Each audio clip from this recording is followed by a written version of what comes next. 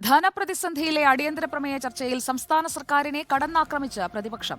സാമ്പത്തിക പ്രതിസന്ധിക്ക് കാരണം സംസ്ഥാന സർക്കാരിന്റെ കെടുകാര്യസ്ഥതയാണെന്ന് പ്രതിപക്ഷം ആരോപിച്ചു. കേന്ദ്ര നിലപാട് കാണാതെ പ്രതിപക്ഷം സംസ്ഥാനത്തെ മാത്രം കുറ്റപ്പെടുത്തുകയാണെന്ന് ധനമന്ത്രി കെ.എൻ. ബാലഗോപാൽ കുറ്റപ്പെടുത്തി. ധനമന്ത്രിയുടെ മറുപടിയിൽ പ്രതിഷേധിച്ച് പ്രതിപക്ഷം സഭയിൽ നിന്ന് ഇറങ്ങിപ്പോയി. അടിയന്തര പ്രമേയ ചർച്ചയിൽ കടന്നാക്രമണം.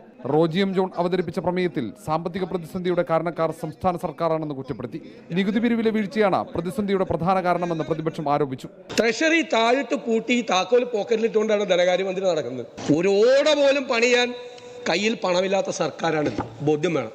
ഇന്ന് കേരളത്തിൽ ഏത് സാധനവും മറ്റ് സംസ്ഥാനങ്ങളിൽ നിന്ന് കൊണ്ടുവന്ന് നികുതി കൊടുക്കാതെ വിൽക്കാൻ പറ്റുന്ന നികുതി വെട്ടിപ്പുകാരുടെ പറുദീസയാണ് കേരളം. കേന്ദ്രത്തെ സംരക്ഷിക്കാനാണ് പ്രതിപക്ഷം ശ്രമിക്കുന്നതെന്ന് ഭരണപക്ഷവും കുറ്റപ്പെടുത്തി. പ്രതിപക്ഷ ആരോപണങ്ങൾ തള്ളിയ ധനമന്ത്രി കെ.എൻ. ബാലഗോപാൽ കേന്ദ്ര നിലപാട് പ്രതിപക്ഷം കാണാതെ പോകുന്നതായും വിമർശിച്ചു. വലിയ വരുമാനങ്ങളുടെ കാര്യത്തിൽ വലിയ വെട്ടിക്കുറവ് വന്നിട്ടും ചെലവിന്റെ കാര്യത്തിൽ കുറവ് വന്നില്ല സാർ.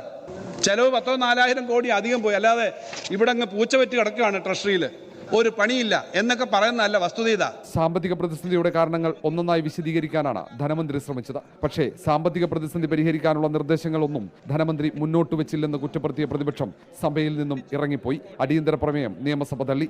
റിപ്പോർട്ടർ, തിരുവനന്തപുരം.